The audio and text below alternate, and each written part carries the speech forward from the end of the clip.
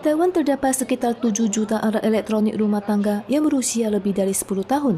Untuk mendorong penggantian peralatan lama dan untuk menghemat listrik, Kementerian Ekonomi kembali mengaktifkan subsidi peralatan hemat energi dengan subsidi maksimum 3.000 dolar Taiwan per unit. 如果刚好有要买家电的东西的话，那可能就蛮大的诱因。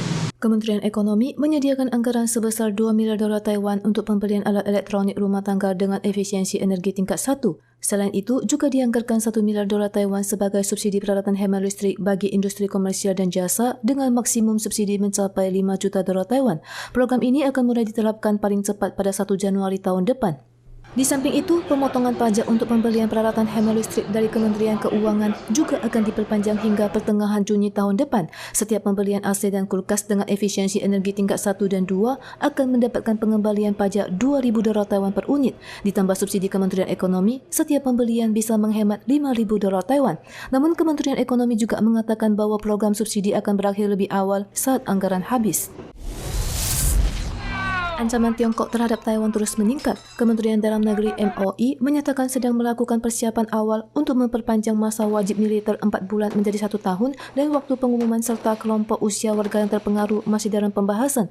Jika masa wamil diperpanjang, maka masa wamil tugas nonaktif 6 bulan saat ini juga akan disesuaikan. Selain penyesuaian masa wajib militer, standar pemuda wamil juga menjadi sorotan. Ada legislator yang menyebutkan bahwa untuk survei pendaftaran wamil per Juni 2022, 23% dari 75.950 pemuda tidak lolos tes medikal. Hal ini berarti 1 dari setiap 4 pemuda dibebaskan dari wajib militer. 这段时间，我们内政部已经主动提出调整的方案，也正在跟国防部在讨论当中了。 MOI menyatakan penyesuaian standar BMI wajib militer sedang dalam pembahasan. Pada dasarnya, sudah ada kesepakatan dengan Kemenhan dan perubahan akan diterapkan setelah prosedur selesai. Planet Mars terlihat dengan jelas dan indah melalui teleskop Hubble. Selang 2 tahun, fenomena oposisi Mars kembali hadir di mana malam hari tanggal 8 adalah waktu pengamatan terbaik yang menampilkan planet Mars yang paling besar dan paling terang dalam 10 tahun terakhir. Yang dimaksud dengan oposisi Mars adalah fenomena di mana Mars, Bumi, dan Matahari terhubung dalam satu garis. Namun, berhubung orbit Mars tidak berbentuk bundar, maka jarak dengan Bumi, diameter yang terlihat, dan kecerahan akan selalu berbeda. Untuk oposisi Mars berikutnya, jarak Mars dengan Matahari dan Bumi akan lebih jauh, sehingga kita perlu menunggu hingga tahun 2033 dan 2035 untuk melihat Mars yang lebih besar. Selain fenomena oposisi Mars pada tanggal 8 Desember, hujan meteor terbesar, hujan meteor Geminid, berpeluang muncul pada tanggal 14 dan diperkirakan dapat terlihat 150 meteor per jam. Masyarakat dapat menikmati fenomena indah ini di lapangan terbuka yang jauh dari lampu dengan mata telanjang. Sektor pariwisata di Bali baru mulai pulih, tetapi RKUHP yang baru disahkan Indonesia tentang larangan tinggal serumah dan hubungan seks di luar pernikahan membuat pasangan yang ingin berwisata merasa khawatir. I come to Bali, this beautiful island, to enjoy this wonderful view landscape with my girlfriend, right?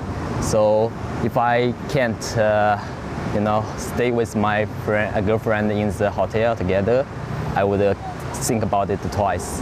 Industri pariwisata adalah sumber pendapatan utama Pulau Bali. Diberlakukannya RKUHP baru pada saat pandemi baru mereda telah berdampak negatif pada investor yang ingin menanam modal. Selain itu juga membuat industri mamin lokal merasa resah dan khawatir. Menurut UU yang diperkirakan akan dilaksanakan 3 tahun kemudian ini, kohabitasi pranikah dan hubungan seks di luar nikah akan dihukum penjara maksimal 1 tahun jika dilaporkan oleh pasangan atau kerabat dekat. Masyarakat setempat khawatir hal ini akan membuat wisatawan kabur.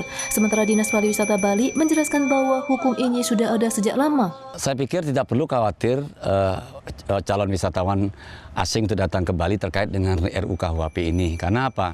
Karena RUKUHP ini kan memang sebelumnya sudah ada, cuman sekarang diperjelas lagi siapa-siapa saja yang bisa melaporkan secara detail. Indonesia berupaya menghilangkan undang-undang yang tersisa dari masa penjajahan Belanda dan melakukan amandemen UU pidananya. Selain melarang kohabitasi pranikah dan hubungan seks di luar nikah, juga membatasi hak kebebasan berbicara. Hal ini dikritik sebagai kemunduran dalam hak asasi manusia.